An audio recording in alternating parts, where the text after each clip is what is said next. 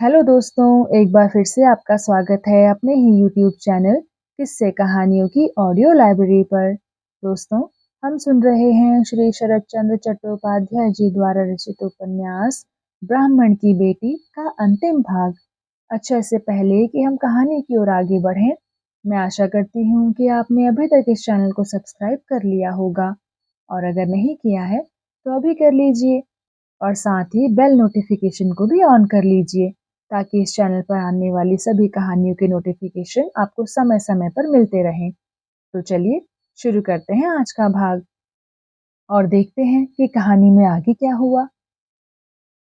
अगहन महीने में आज के दिन बहुत समय तक विवाह का शुभ मुहूर्त न निकलने के कारण आज दिन भर चारों ओर शहनाई का मधुर नाद कानों में पड़कर आनंदित कर रहा है।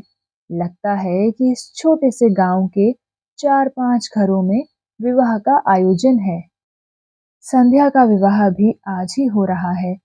अरुण अपनी जन्मभूमि और अपने मकान को छोड़ने के इरादे को अमल में नहीं ला सका और पहले की तरह ही वह अपने काम धंधे पर भी जाने लगा। उसके बाहरी जीवन में किसी प्रकार के परिवर्तन के ना दिखने पर भी उसकी मानसिकता अवश्य बदल गई। अब उसे अपने देश के प्रति किसी प्रकार का कोई लगाव नहीं रहा। वह लोक कल्याण के सभी कार्यों से अपना नाता तोड़ चुका है। वह गांव का उपेक्षित व्यक्ति समझा जाता है, इसीलिए इतने घरों में हो रहे विवाह उत्सव पर उसे कहीं से कोई निमंत्रण नहीं मिला। ऐसा लगता है उसे समाज से बहिष्कृत मानकर सभी ने उसके लिए अपने दरवाजे बंद कर दिए हैं। वह अपने 2 मंजिले मकान के अध्ययन कक्ष में बैठा है।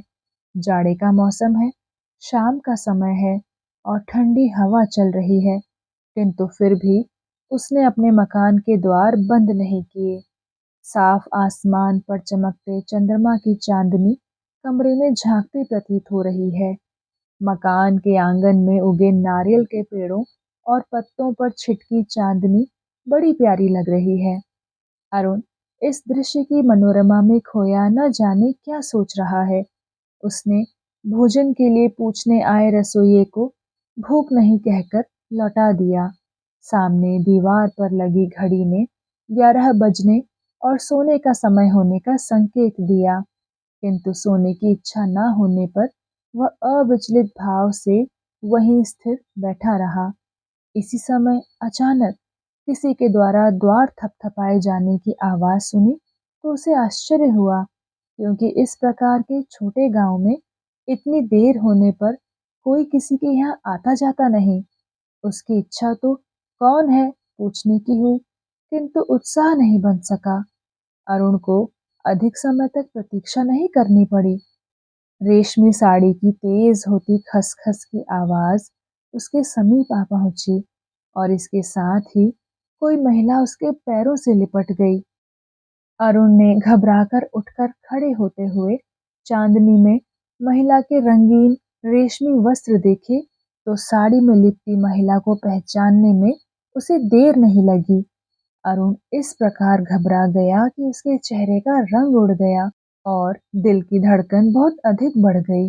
लगभग आधी रात में अपने सूने घर में किसी सजी धजी रूपवती युवती के आने पर उसे सूझ नहीं रहा था कि उसे क्या करना चाहिए अथवा क्या नहीं करना चाहिए। अरुण के कुछ सोचने से पहले ही उस सुंदर युवती के फूट फूट कर रोने के कारण उसका मन एक साथ व्यथित और चिंतित हो उठा। वह परेशान था कि यह सब क्या है। 2-3 मिनटों तक स्तब्ध खड़ा रहने के बाद अरुण संभला और उसने पूछा, संध्या, मामला क्या है? अरुण से अपनी बात कहने के लिए संध्या ने सिर ऊपर उठाया तो उसके रूप सौंदर्य को द्विगुणित कर रहे उसके रेशमी वस्त्र और आभूषण चांदनी में चमक उठे। अरुण ने अपने जीवन में सौंदर्य की ऐसी अनोखी छटा कभी नहीं देखी थी, इसलिए उसका मुग्ध होना स्वाभाविक था। अरुण संध्या के ढलकते आंसुओं को देखकर विह्वल हो उठा और उसके चेहरे को देखता ही रह गया। संध्या बोली, मैं विवाह की वेदी से उठकर तुम्हें अपना जीवन साथी बनाने और वर के खाली पड़े आसन पर बिठाने के लिए स्वयं आमंत्रित करने आई हूँ। आज यह सब करते हुए मैं अपने आप को ना भयभीत, लज्जित और ना ही किसी प्रकार से अपमानित अनुभव कर रही हूँ। इस समय मुझे तुम्हारे सिवा कोई दूसरा व्यक्ति अपना सगा नहीं लगता। तुम ही से अपने उद्धार की आशा लेकर आई हूँ। तुम मेरे साथ चलो। अरुण ने पूछा, कहाँ चलूं? संध्या बोली, विवाह मंडप से उठ चुके वर के आसन पर बैठने के लिए मेरे घर चलो। यह सुनकर दुखी और परेशान हुआ अरुण पूरे मामले को जानने के लिए उत्सुक हो उठा। अरुण को अनुमान तो हो गया कि किसी मामले पर झगड़ा हो जाने के कारण वर पक्ष वालों ने विवाह करने से इनकार कर दिया है। हिंदुओं में ऐसा होना असामान्य बात नहीं थी। शायद संध्या उसी खाली हुए आसन पर मुझे बिठाने की बात कर रही है, क्योंकि वर के बिना तो वधू का विवाह संपन्न नहीं हो सकता। अरुण को स्वयं संध्या ने और उसकी माँ ने अपने घर आने से केवल मना ही नहीं किया था, अपितु उसका खुल्लम खुल्ला अपमान भी किया था। इतने पर भी उसे इस समय कठोर व्यवहार करना उचित नहीं लगा। वह स्नेह और सहानुभूति से भरे मधुर स्वर में बोला, संध्या, इस समय तुम्हारे स्वयं इधर आने को कोई भी व्यक्ति उचित नहीं कहेगा। तुम अपने पिताजी को भेजती तो अच्छा होता। संध्या बोली, किसको भेजती? पिताजी डर के मारे न जाने कहाँ छिपे हैं और माँ तालाब में जा कूदी है। बड़ी कठिनाई से उसे बाहर तो निकाल लिया गया, किंतु वह सदमे से बेहोश पड़ी है। मुझे और कुछ नहीं सूझा, सीधी दौड़कर तुम्हारे पास चली आई हूँ। संध्या बिलखते हुए बोली, इतना बड़ा अपमान तथा इतनी बड़ी दुर्गति इस संसार में किसी की भी नहीं हुई होगी। भगवान ऐसा दुर्दिन किसी को भी ना दिखाए। संध्या की बात सुनकर अरुण बहुत दुखी हुआ।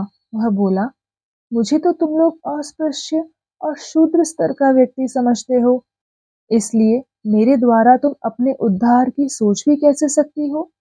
तुम्हारे पिताजी किसी कुलीन ब्राह्मण की खोज में गए होंगे। तुम्हें घर में रहकर उनकी प्रतीक्षा करनी चाहिए थी। रोती बिलखती संध्या बोली, अरुण, मेरे पिताजी किसी को ढूंढने नहीं गए, वे केवल डर कर कहीं छिप गए हैं। अब मुझसे कोई विवाह नहीं करेगा, मुझे केवल तुम्हारा ही सहारा है। संध्या की इन ऊल जलूल बातों को सुनना अरुण को अच्छा नहीं लगा। वह संध्या को घर भेजने के लिए उसकी बाह पकड़कर उसे उठाने लगा।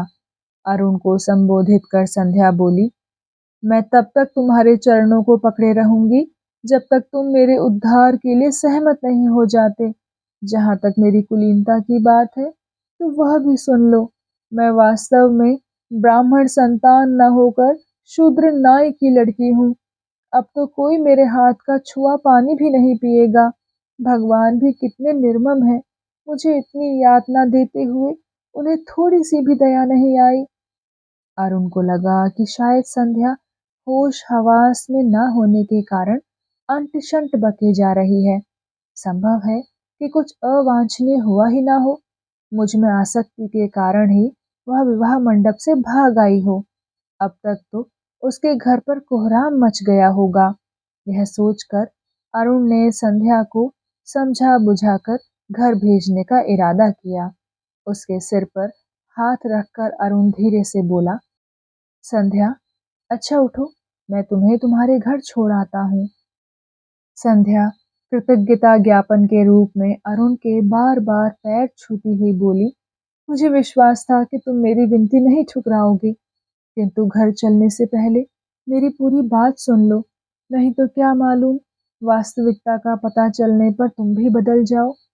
एक दिन हम लोगों ने तुम्हें नीच ब्राह्मण कहा था, किंतु हमें आज पता चला कि हम तो तुमसे भी निचले दर्जे के लोग हैं। उफ, यह कैसी कड़वी और लज्जित करने वाली सच्चाई है। संध्या की गहरी व्यथा से अरुण को उसके घर में सचमुच ही किसी अप्रिय घटना के घटित होने का आभास होने लगा। अतः उसने धीरे से कहा, कौन कहता है कि तुम नाई की लड़की हो और इसका तुम्हारे पास क्या प्रमाण है? संध्या ने कहा, गोलक चटर्जी इस बात को डंके की चोट से कहता है।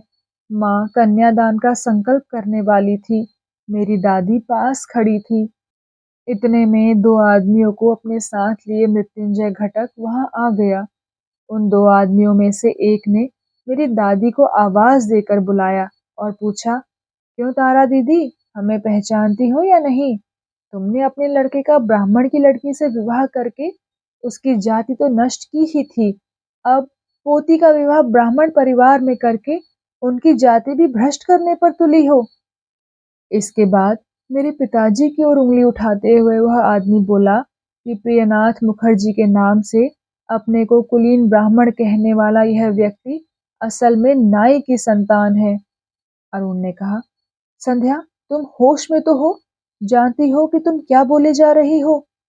संध्या ने अरुण के कथन को अनसुना करके अपनी बात जारी रखी। वह बोली, धूर्त मृत्युंजय घटक ने गंगा जल का मटका मेरी दादी के आगे रख दिया और बोला, तारा काली, सच बता कि प्रियनाथ हीरू नाई का लड़का है या मुकुंद मुखर्जी का? अरुण, मेरी सन्यासिनी दादी लज्जा से मुंह झुकाए बैठी रही, कुछ बोल नहीं सकी। झूठ बोलती भी तो भला किस मुंह से? सत्य को झुठलाना आसान बात नहीं है। इसलिए यह निश्चित है कि लोग हमें जो समझते थे, वास्तव में हम वह नहीं हैं। अरुण के लिए स्वीकार करना संभव नहीं हुआ, किंतु इससे उसे काफी गहरा धक्का लगा। संध्या ने कहा, दादी के गांव के एक आदमी ने इस घटना का विवरण इस प्रकार कह सुनाया। विवाह के समय दादी 8 साल की थी। जब दादी 14-15 साल की हुई तो एक आदमी अपने आप को मुकुंद मुखर्जी बताकर दादी के घर पर आकर रहने लगा। 2 दिन रहने के बाद वह 5 रुपया और एक वस्त्र भेंट में लेकर चलता बना। उसके बाद वह आदमी बीच बीच में आकर घर पर रहने लगा। दादी के अधिक रूपवती होने के कारण उसने दादी से दक्षिणा लेना छोड़ दिया। एक दिन अचानक उसकी असलियत खुल गई। तब तक बाबूजी का जन्म हो चुका था। उफ! यदि मैं माँ होती तो उसी समय उस नाजायज बच्चे का गला घोंट देती। फिर ना ही बच्चा और ना ही जननी अपयश, अपमान और निंदा का पात्र बनते। अरुण बोला, वास्तविकता क्या थी? संध्या ने कहा, रहस्य यह खुला कि उसने यह कुकर्म अपनी इच्छा से नहीं किया था। इसके पीछे मुकुंद मुखर्जी की असहमति नहीं, अपितु स्वीकृति थी। सत्य कहें तो निर्देश था। बात यह थी कि एक तो मुकुंद मुखर्जी बूढ़े थे, दूसरे उनकी न जाने कितनी स्त्रियां थीं, तीसरे वे गठिया के मरीज थे। उनकी पत्नियां तो अपने पति को पहचानती भी नहीं थी। इधर मुकुंद मुखर्जी के मन में लालच आ गया था। वे अपनी स्त्रियों को पुत्रवती बनाने के बदले रुपया कमाने का मन बना चुके थे। इसके लिए उन्होंने हीरू नाई से साठगांठ की। मुखर्जी ने नाई से कहा कि तू गले में जनेऊ डाल ले और थोड़ा बहुत ब्राह्मण कर्म सीख ले, फिर मजे का रोजगार कर, आधी कमाई तेरी और आधी मेरी रहेगी। चौंक कर अरुण ने पूछा, क्या अन्य स्त्रियों के साथ भी यह सब हुआ है? संध्या बोली, हाँ, उसने और भी 10-12 स्त्रियों को फांसा था और उनसे मोटी रकम वसूल की थी। वह तो कहता था कि यह काम उससे केवल मुखर्जी ही नहीं कराते, अन्य अनेक कुलीन ब्राह्मणों ने भी अपने एजेंट छोड़ रखे हैं। वह इस प्रकार के काफी लोगों को जानता है। अरुण बोला, यह सब सत्य ही होगा, अन्यथा गोलक जैसा नर पिशाच ब्राह्मण कुल में उत्पन्न न होता। फिर अरुण ने क्रोध और घृणा से भरे स्वर में कहा, दुख तो इस बात का है कि ऐसे नीच पुरुष समाज के भाग्य निर्माता बने बैठे हैं। संध्या ने अपनी बात को आगे बढ़ाते हुए कहा, प्रारंभ में नाई घबरा गया था और उसने कहा था, पंडित जी, धर्मराज के सामने मैं क्या मुंह दिखाऊंगा? मुखर्जी का उत्तर था, पाप है या पुण्य, गलत या सही, इसका जिम्मा मुझ पर है। तुम्हें इससे क्या लेना देना? तुम्हें तो ब्राह्मण के आदेश का पालन करना है। हीरू नाई ने पूछा, उन बेचारी अनजान स्त्रियों के पाप का प्रायश्चित कैसे होगा? यहाँ भी मुखर्जी का उत्तर था, मेरी स्त्रियों के लिए तुम क्यों परेशान होते हो? उनकी सद्गति अथवा दुर्गति का भार मुझ पर रहेगा, तुम्हें इससे क्या? तुम तो केवल कमाई पर अपना ध्यान रखो। इसीलिए एक दिन हमारे घर में तुम्हारी चर्चा होने पर दादी ने मुझे धकेलते हुए कहा था, ना समझ लड़की, जात पात में कुछ नहीं रखा। लड़का सब प्रकार से योग्य है, उसका वरण कर ले। किसी की जाति वास्तव में क्या है, इसे तो केवल भगवान ही जानते हैं। जाति के आधार पर किसी का मूल्यांकन करना केवल मूर्खता है। महत्व गुणों को देना चाहिए, जात पात को नहीं। मैंने उस दिन दादी को टटोला होता तो मुझे आज यह दिन ना देखना पड़ता। अरुण मौन रहकर गंभीरतापूर्वक संध्या की बात सुन रहा था। संध्या बोली, अरुण, अब रात बहुत हो गई है, उठो, मेरा साथ दो। मैं तुम्हें विश्वास दिलाती हूँ कि मेरा वरण करके तुम्हें जीवन में पछताना नहीं पड़ेगा। मैं तुम्हारे सहयोग, त्याग और उदारता के लिए सदैव तुम्हारी कृतज्ञ रहूंगी। अरुण कुछ पलों तक निश्चल बैठा रहा, फिर कुछ विचार कर वह बोला, मैं इस समय तुम्हारे साथ नहीं चल सकता। संध्या आश्चर्य और दुख के साथ बोली, तुम नहीं चलोगे तो मैं अकेली किसी को कैसे मुंह दिखाऊंगी? संध्या के इस प्रश्न का उत्तर अरुण आसानी से ना दे सका। वह बोला, संध्या, मैं क्षमा याचना करता हूँ। मुझे सोचने विचारने के लिए थोड़ा समय चाहिए। काफी देर तक संध्या अंधेरे में अरुण के चेहरे को ताकती रही, फिर उठकर खड़ी हो गई और बोली, सारा जीवन पड़ा है, आराम से सोचो। मैं भी तो अब तक सोच ही रही थी और अब किसी निर्णय पर पहुंची हूँ। हाँ, तुम्हें भी सोचने के लिए समय चाहिए। बिल्कुल ठीक है। संध्या ने उठकर जाते हुए अपने सिर से खिसके आंचल को संभाला, लेकिन अपनी वेशभूषा, अलंकार और साज सज्जा को देखकर उसे रोना आ गया। क्या किसी ने सोचा होगा कि दुल्हन की यह दुर्गति होगी? संध्या ने अरुण को प्रणाम किया और फिर वह कमरे से बाहर निकल गई। संध्या को अकेले रात के समय जाते देखकर अरुण चिंतित हो उठा। उसके साथ जाने के लिए वह अपने नौकर शिब्बू को आवाज देने लगा, लेकिन शिब्बू से कोई उत्तर न पाकर वह स्वयं संध्या के पीछे दौड़ पड़ा। उधर अपने घर में प्रियनाथ दिए की रोशनी में बक्सों में से अपनी जरूरत का कुछ सामान निकालकर थैले में डाल रहे थे कि उन्होंने बाबूजी की पुकार सुनी तो चौंक उठे। वास्तव में वे छिपकर वहां से निकलने की तैयारी कर रहे थे, अतः हाथ में पकड़े सामान को एकदम नीचे रखकर उन्होंने उत्तर दिया, क्या संध्या बेटी है? बस यहाँ से जाने वाला हूँ, अब अधिक देर नहीं है। संध्या अपने पिताजी को अपने ही घर में चोरों की तरह कार्रवाई करते हुए देखकर आंसुओं को न छिपा सकी। संध्या कुछ देर तक रोने के बाद अपने आप पर नियंत्रण करती हुई प्रियनाथ से बोली, बाबूजी, यह कैसी बात कर रहे हो? प्रियनाथ घबराकर बोले, क्यों? मैंने कुछ गलत कह दिया है? संध्या ने थैले को पकड़ते हुए पूछा, बाबूजी, इसमें आपने क्या रखा है? भेद खुल जाने से घबराए प्रियनाथ ने बात टालने की गरज से कहा, कुछ नहीं बेटी, इसमें तो मैंने दो चार दवाइयाँ और उसके साथ मेटेरिया मेडिका की छोटी प्रति रखी है। सोचता हूँ कि उतना कुछ रखूं जितना स्वयं से उठाया जा सके। किसी नई जगह पर भी समय बिताने के लिए थोड़ी बहुत प्रैक्टिस कर लेने में कुछ हर्ज तो नहीं है। संध्या बोली, तो क्या माँ आपको यह सब नहीं लेने देती? प्रियनाथ ने संकेत से इस प्रश्न का उत्तर देना चाहा, किंतु संध्या कुछ भी समझ नहीं सकी। वह बोली, बाबूजी, तुम्हारा कहाँ जाकर प्रैक्टिस करने का इरादा है? प्रियनाथ बोले, वृंदावन में। तुम तो जानती हो कि वहाँ निरंतर यात्रियों का तांता लगा रहता है। वहाँ रोगियों को दवा देने में महीने में 4-5 रुपए की आय हो जाना कोई बड़ी बात नहीं। इतनी तो निश्चित ही है। इस राशि में मेरी गुजर बसर हो ही जाएगी। संध्या बोली, बाबूजी, ऐसी क्या बात है? वहाँ तो इससे कहीं अधिक आय हो जाएगी, किंतु वहाँ तुम्हारी किसी से जान पहचान ही नहीं। नए स्थान पर कहाँ भटकते फिरेंगे? यदि कहीं जाना ही था तो अपनी माँ के साथ काशी चले जाते। प्रियनाथ बोले, बेटी, मैं अपने साथ किसी और को लपेटना नहीं चाहता। भले ही वह माँ हो या फिर पत्नी। मेरे कारण लोगों को काफी दुख और अपमान सहना पड़ा है।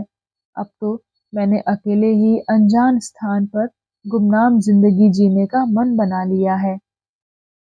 पिता की छाती पर अपना सिर टिकाकर और उसके दोनों हाथों को अपने हाथ में लेकर संध्या बोली, बाबूजी, तुम तो तभी जा सकोगे जब मैं तुम्हें अकेले जाने दूंगी। लड़की के हाथों से अपने हाथों को छुड़ाकर प्यार से उसके सिर को सहलाते हुए प्रियनाथ ने मधुर स्वर में कहा, बिटिया, मेरे साथ किसी अनजान स्थान पर तू कहाँ भटकती फिरेगी? देखो, तुम्हारी माँ ने भी बहुत दुख कष्ट झेले हैं। तू उसके साथ रहकर उसे धीरज बंधा। हाँ, मुझे पूछता हुआ कोई रोगी आ जाए तो उसे तुम दवा दे देना। यही तेरे द्वारा की गई मेरी सेवा होगी। हाँ, यदि तुम्हारी माँ देना चाहे तो मेरी पुस्तक विपिन को दे देना। वह बेचारा गरीब होने के कारण ना किताबें खरीद सका और ना ही कुछ सीख सका। संध्या बोली, बाबूजी, मैंने तो तुम्हारे साथ चलने की ठान ली है। यह देखो, मैंने प्रतिदिन पहनने के कपड़ों का थैला बना लिया है। इसी कथन के साथ संध्या ने अपना झोला पिता के आगे रख दिया। प्रियनाथ संध्या की प्रकृति को जानते थे, इसलिए उन्होंने अधिक समझाना बुझाना बेकार समझा। वे बोले, ठीक है, तेरा हठ है तो मैं क्या कह सकता हूँ, किंतु यह न भूलना कि इससे तुम्हारी माँ को बहुत दुख कष्ट होगा। संध्या ने कल रात सभी लोगों को अपने पिता पर थू थू करते देखा था। सौभाग्य की बात यह थी कि ये लोग अपने ही मकान में रहते थे। यदि कहीं किराएदार होते तो शायद लोगों ने इन्हें गांव से बाहर निकाल दिया होता। अपने परिवार के इस अपमान को भुलाना संध्या के लिए आसान नहीं था। फिर भी आज उसने इस बात को मुंह पर नहीं आने दिया। वह तो केवल यही एक रट लगाती रही, मुझे तुम्हारे साथ चलना है। उसने चलने के कारण के अंतर्गत यह भी जोड़ दिया, यदि मैं तुम्हारे साथ ना चली तो तुम्हारी देखभाल कौन करेगा? तुम्हें खाना पकाकर कौन खिलाएगा? संध्या ने अपने पिता के सामान को ठीक से संभाल कर थैले में रखा और फिर बोली, बाबूजी, हमें अभी यहाँ से निकल जाना चाहिए, तभी हम 12 बजे वाली गाड़ी पकड़ सकेंगे। माँ के बंद कमरे के बाहर से माँ को प्रणाम करके संध्या ने माँ को सुनाते हुए कहा, माँ, मैंने केवल 2 साड़ियों और ब्लाउजों को छोड़कर तुम्हारे घर से कुछ भी नहीं लिया। मैं बाबूजी के साथ जा रही हूँ। रुकने का समय नहीं है। तुम मेरे अपराधों के लिए मुझे क्षमा कर देना। यह कहकर संध्या रो पड़ी। भीतर से कोई उत्तर ना पाकर संध्या बोली, माँ, हम तो अपमानित और कलंकित होकर यहाँ से विदा हो रहे हैं, किंतु इसमें हमारा भी कोई दोष है अथवा हमें गलत व्यवस्था का शिकार होना पड़ रहा है, इस सत्य को केवल अंतर्यामी ही जानते होंगे। न्याय करने वाला भी तो भगवान ही है। भीतर से ना तो कोई आवाज आई और ना ही बंद किवाड़ खुले। लिहाजा निराश होकर संध्या अपने पिता के साथ सीढ़ियों से नीचे उतर गई। नीचे खड़े युवक को चांदनी के प्रकाश में पहचान कर प्रियनाथ ने पूछा, बेटे, अरुण हो ना? अरुण बोला, आपके 12 बजे की गाड़ी से जाने की बात सुनकर आपसे मिलने आया हूँ। प्रियनाथ बोले, बेटे, मैं तो संकट में पड़ गया हूँ। लड़की साथ चलने पर आमादा है, मेरा साथ छोड़ना चाहती ही नहीं, जबकि मुझे कहाँ जाना और कहाँ ठहरना है आदि कुछ भी निश्चित नहीं है। इस पगली को तुम ही समझाओ। यह सुनकर चकित होते हुए अरुण ने पूछा, संध्या, यह मैं क्या सुन रहा हूँ? संध्या बोली, हाँ, यह सच है। अरुण थोड़ी देर बाद बोला, संध्या, मैं रात को प्रयत्न करने पर भी किसी निर्णय पर नहीं पहुंच सका था, किंतु अब मैं तुम्हें अपनाने का निश्चय करके ही तुम्हारे पास आया हूँ। प्रियनाथ के लिए अरुण का कथन एक पहेली थी, इसलिए वे उसके चेहरे को ताकते रह गए। संध्या बोली, उस दिन मैं बिना सोच विचार के तुम्हारे पास दौड़ी चली आई थी, किंतु अब मेरा मन स्थिर हो गया है। क्या स्त्रियों के लिए विवाह के अतिरिक्त कुछ और भी करनी है या नहीं, इसकी जांच परख के लिए मैंने पिताजी के साथ जाने का निश्चय किया है। अब रुकने का समय नहीं।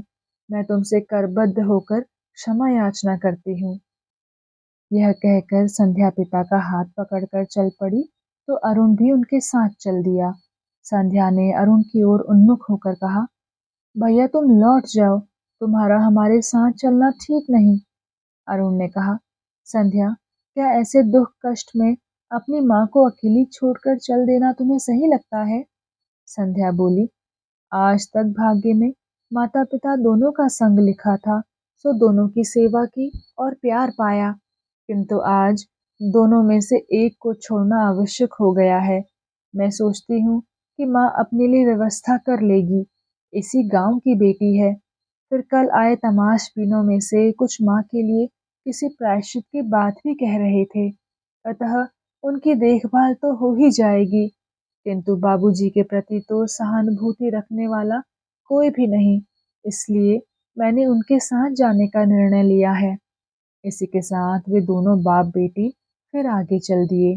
रास्ते में उन्होंने लोगों को विविध मिष्ठानों की प्रशंसा करते और पान चबाते हुए अपने सामने से गुजरते देखा। वे लोग आनंद और तृप्ति से निहाल हो रहे थे। उनका सामना न करने की इच्छा से संध्या ने स्वयं को तथा अपने पिता को ओट में कर लिया और उन लोगों के दूर चले जाने पर उन्होंने फिर अपनी राह पकड़ी। थोड़ी दूर आगे बढ़ने पर लोगों की तृप्ति, प्रसन्नता और संतुष्टि का कारण स्पष्ट हो गया। समीप की अमराई के पीछे गोलक चटर्जी के घर तीव्र प्रकाश और कोलाहल से वहां हुए उत्सव का पता चलता था। अभी तक खाने वाले उच्च स्वर में पूड़ी, दही, मिठाई की मांग कर रहे थे। प्रियनाथ ने कहा, गोलक के विवाह का भोज हो रहा है। चटर्जी खिलाने पिलाने में उदारता दिखाता है। आज भी उसने 5 गांव के सभी लोगों, शूद्रों, बनियों तथा ब्राह्मणों को निमंत्रण दिया लगता है। आश्चर्य में पड़ी संध्या ने पूछा, किसके विवाह का निमंत्रण? नाना गोलक ने फिर से विवाह किया है? प्रियनाथ बोले, हाँ, गोलक ने परसों प्राण कृष्ण की लड़की से विवाह रचाया है। संध्या बोली, क्या हरिमती के साथ?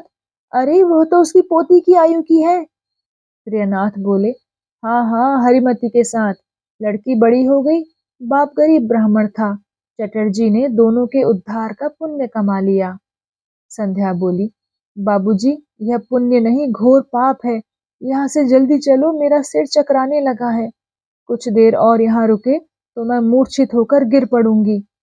संध्या यह कहती हुई पिता को घसीटकर स्टेशन की ओर चल दी। वे दोनों गाड़ी आने के समय से आधा घंटा पहले स्टेशन पर पहुंच गए। गांव का छोटा सा स्टेशन था और रात का समय था, अतः वहां अधिक लोग नहीं थे। प्लेटफॉर्म के एक ओर वृक्ष के नीचे अकेली बैठी एक स्त्री ने प्रियनाथ को देखते ही कपड़े से सिर को ढक लिया। प्रियनाथ एक ओर हट गए, किंतु संध्या ने उसे पहचान लिया और फिर आश्चर्य प्रकट करती हुई बोली, ज्ञानदा दीदी, तुम यहाँ इस समय और वह भी अकेली?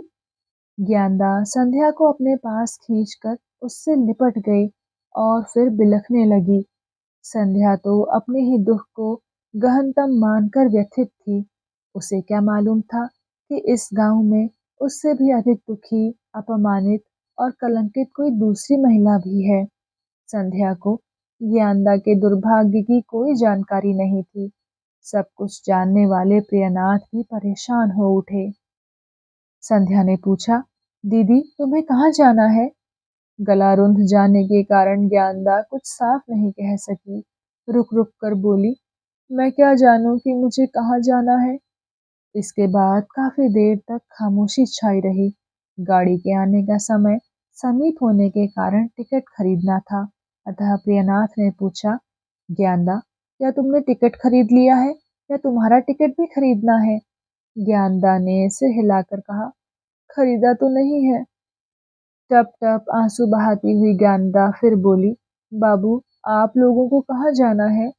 प्रियनाथ बोले, वृंदावन। ज्ञानदा बोली, क्या संध्या भी वृंदावन जाएगी? प्रियनाथ ने उत्तर दिया, हाँ। आंचल की गांठ खोलकर रुपए प्रियनाथ के चरणों में रखती हुई ज्ञानदा बोली, मेरे पास यही 50 रुपए हैं। मुझे नहीं मालूम कि वृंदावन का कितना भाड़ा लगता है। एक टिकट मेरे लिए भी खरीद लीजिए और मुझे केवल वहाँ तक ले चलिए। वहाँ पहुँचते ही मैं अपने आप आपसे अलग हो जाऊँगी, आपको किसी संकट में नहीं डालूँगी। प्रियनाथ कुछ देर चुप रहे, फिर बोले, चलो, हमारे साथ ही चलो, जो भी होगा देखा जाएगा। तो दोस्तों, कैसी लगी आपको श्री शरत चंद्र चट्टोपाध्याय जी द्वारा रचित विचारों को झकझोर देने वाली यह कहानी ब्राह्मण की बेटी? कृपया अपने विचार कमेंट सेक्शन में आकर ज़रूर बताइएगा। मैं मिलूंगी आपसे किसी और कहानी के साथ। तब तक के लिए धन्यवाद।